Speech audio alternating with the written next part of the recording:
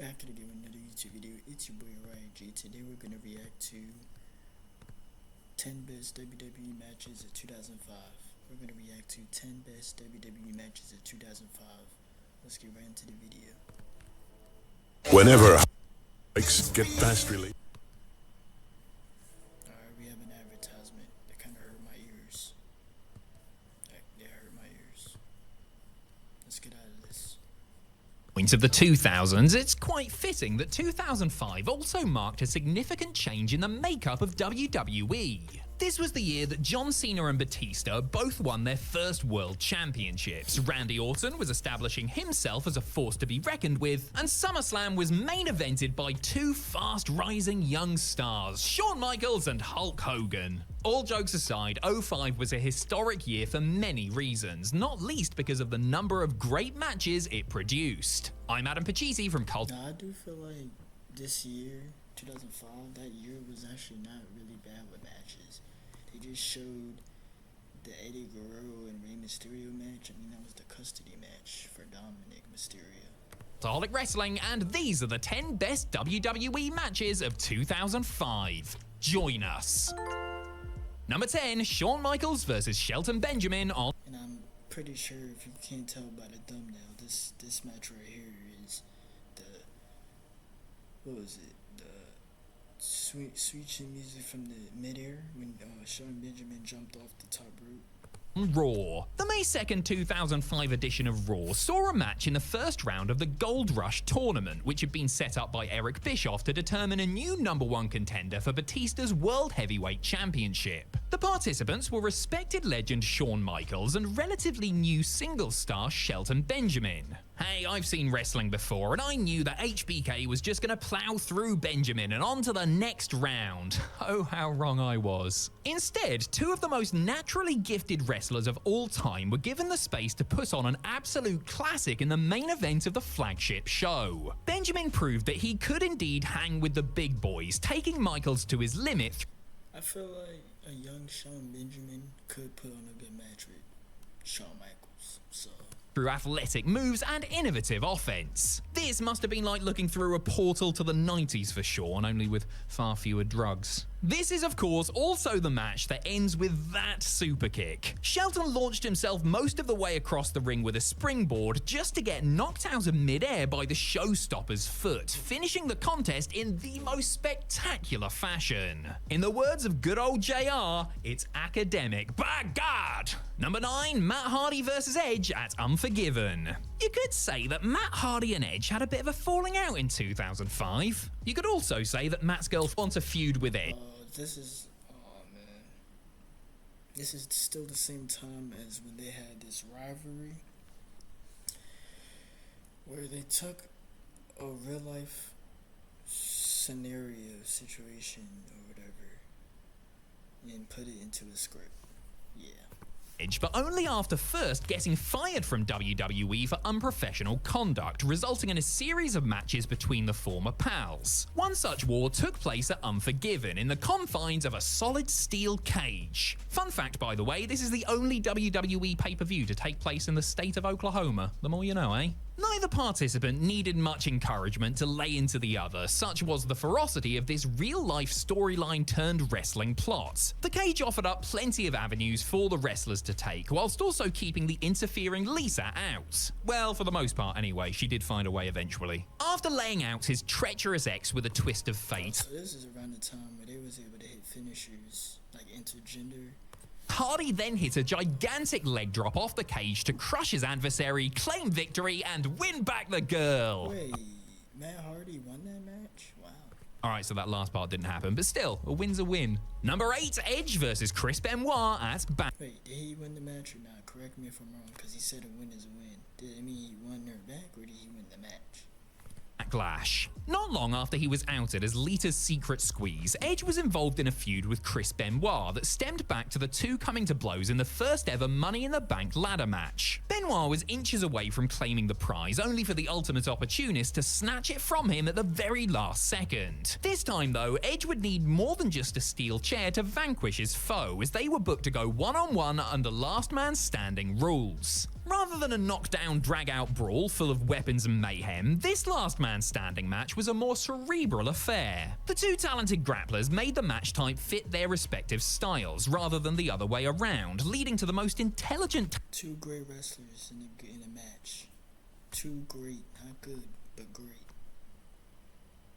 take on this stipulation in its history. That said, don't worry if you're a fan of people getting beaten up, because there was plenty of that too. Edge got German suplexed off a ladder, for crying out loud. Mr. Money in the Bank had to use a brick that he kept hidden in his briefcase to win this intense affair, keeping his Mania momentum going strong. Number 7, The Undertaker versus Randy Orton at Armageddon. Young Randy Orton was having the time of his life at Survivor Series 2005, having just won the big interbrand main event for SmackDown. And then a middle-aged man burst out of a flaming casket and ruined everything. Hate it when that happens. This was the return of The Undertaker, who had been immolated by Randy and his father Cowboy Bob at No Mercy a month or so beforehand. Having recovered nicely from being set on fire, Taker was out for revenge, and he would get it at Armageddon inside Hell in a Cell. The Orton clan had made the dead man's life a misery throughout 2005, and now the little twerp was about to get his comeuppance by... So 2005 was like the rivalry with Randy Orton and Undertaker. 05 was the year of the rivalry. being locked in a big box with an angry zombie. This, of course, didn't stop Daddy Because I know they fought at WrestleMania also, so... Viper from trying to intervene, stacking the odds against the Phenom as he fought for his vengeance. Taker finally won by pinning Randy off a tombstone, bringing to a close a brilliantly brutal cell match and a rivalry that had made a star out of the legend. So yeah, Undertaker beat him twice, and then I think Randy beat him once. I think that was the pay-per-view where he was burning that casket thing. Killer. Number 6, Mike Awesome versus Masato Tanaka at ECW One Night Stand. Following the success of the Rise and Fall of ECW DVD, WWE decided to hold a little experiment by reviving the deceased brand for a special one-off show. As it turned out, there was more interest in ECW than first thought, and that one-off quickly turned into something else. That, dear viewer, is a tale for another time, though. Many beloved names from the Philly-based promotion showed up for the first ever One Night Stand event, including the Sandman, Tommy Dreamer, Sabu, the Dudley Boys, and Rhino. However, once the curtain had fallen on the Hammerstein Ballroom, there were only 2 names on fans' lips. Masato Tanaka and Mike Awesome resurrected their epic rivalry for this special night. The former ECW champions wrestled like it was 1998 You guys think they should bring back ECW? all over again, knocking each other silly, hitting big dives all over the place, and substantially decreasing their brain cell count as they went. Awesome got the win after just shy of 10 minutes, but that's all that was needed to show why these two made for such good rivals in the past, and why the Smash Mouth ECW style was still so popular years after its demise. Number 5, the Money in the Bank ladder match at WrestleMania 21. I think I know this one. This is the one where CM Punk won second time straight in a row, or no, this is when he won the first time in a row, or the second. Let's see. WrestleMania 21 saw something very... I'm wrong. I'm way off. I think this is the year where who won this? Was this Edge who won this year, or was this? I was way off. Very special happened for the first time ever, and I'm not talking about Big Show's sumo match with Akabono. In a brand new match type, the Money in the Bank ladder match would see 6 superstars compete for a magical briefcase that would grant them a world championship match at any time, anywhere within a year. Like I said, guys, I was so way off of that statement. Guinea pigs in this hardcore science lab were Chris Jericho, Kane, Christian, Edge, Shelton Benjamin, and Chris Benoit, the perfect performers to get this concept off the ground. The word Spotfest is usually a derogatory term, but this was a beautifully structured string of big moments, each one more spectacular than the last. Everybody got their chance to shine here, but especially Shelton Benjamin, whose run up a ladder to clothesline Jericho still defies belief even after all these years. As mentioned earlier, Edge... So yeah, I was right. Edge won this year's ladder match. The first time I was wrong, way off, because that was like a couple years later. became the winner of this historic contest, beginning a tradition that is still going strong in WWE to this very day. Number 4, John Cena versus John Bradshaw Layfield at Judgment Day. 2005 will forever be remembered as the year John Cena won the first of his 16 World Championships. He won the WWE title from JBL at WrestleMania, and his first pay-per-view defense was a rematch against the affluent Texan. This time, though, I Quit rules were in play, which meant things were about to get ugly. If you've not seen it but know a little about it, chances are that's because you've seen that photo of Cena's face caked in blood. An errant chair shot or a blade job gone wrong, reports differ, opened up a huge cut in the champ's forehead, resulting in a crimson mask that would have made the Great Muta feel queasy. Rather than detract from the match, the red stuff only added to it by creating a real sense of danger. JBL ended up bleeding too, though not nearly as much, as the two fierce rivals did everything in their power to make the other man give up. A feral-looking Cena ended up winning by So this must have been a brutal match right here. threatening to hit his opponent with a detached exhaust pipe, bringing the bloodbath to a merciful end. I mean, he hit him anyway, of course, but JBL did take 3 pints of the red stuff out of him, so fair play. Number 3, Batista versus Triple H at Vengeance. Johnny Boy wasn't the only I'm guessing it's 2005. These rivalries were still going on for either WrestleMania 21 or WrestleMania 20, because they were still wrestling after the pay-per-views or before the pay-per-views. They must have still had rivalries still going on throughout 2005, the same ones. So that's what I'm seeing or hearing from this. hot prospect to win his first world title at WrestleMania 21, as Big Daddy Dave Batista defeated. Yeah, because all of them had matches at WrestleMania 21, but they were fighting at other pay-per-views. So I'm guessing they either were building up to WrestleMania or they were fighting after WrestleMania.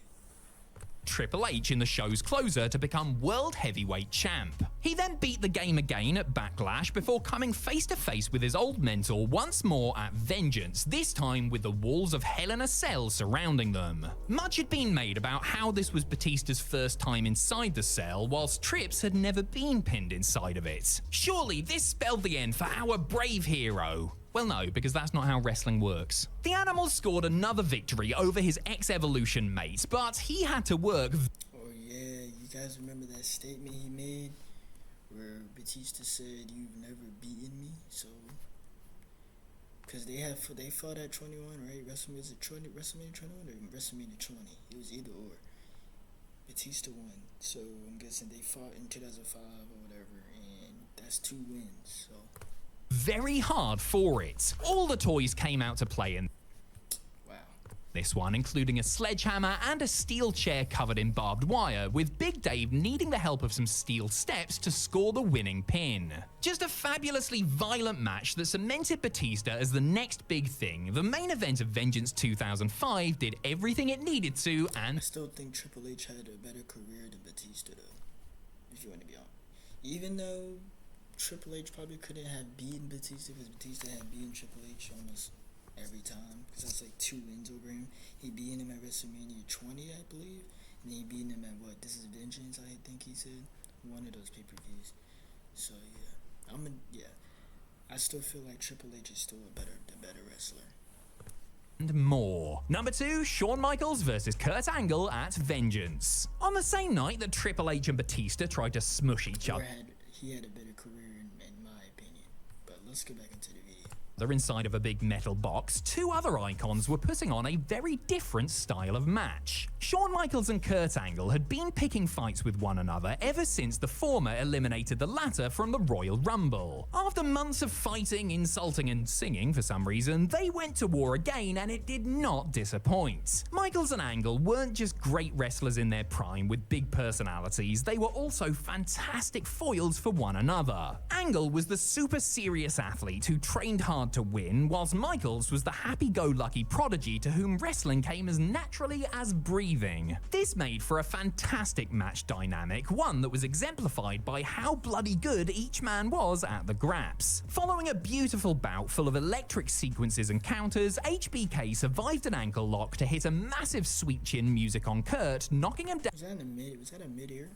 down for the 1, 2, 3. In any other year, this would have been the best match, but sadly, Angle and Michaels were outdone by themselves. Number 1, Kurt Angle versus Shawn Michaels at WrestleMania 21. After the aforementioned Royal Rumble incident, Michaels and Angle stepped into the ring at WrestleMania 21 for what was somehow their first ever singles match. This was a battle of wrestling philosophies, the showstopper versus the wrestling machine. So naturally, it began with Shawn taunting Kurt by out-wrestling him on the mat. What little scamp, eh? This didn't last long though, as this epic bout kicked into several higher gears. The tide changed multiple times, including after an all-time great kick-out from Michaels out of a top rope angle slam, and A top rope angle slam. it looked like HBK was about to have his hand raised before the Olympian managed to cinch in his patented ankle lock. In this one moment, Angle was the better man. He forced Michaels to submit after Mr. WrestleMania I'm guessing this was like a really good match right here. held out for the longest time, winning the match but proving nothing in his quest to be called the best. There is a Alright, that was 10 best WWE matches of 2005. Subscribe, like, comment. Tell me what you guys want to see next in the comments down below. I got more videos coming. Stay tuned, and yeah, Uriah out.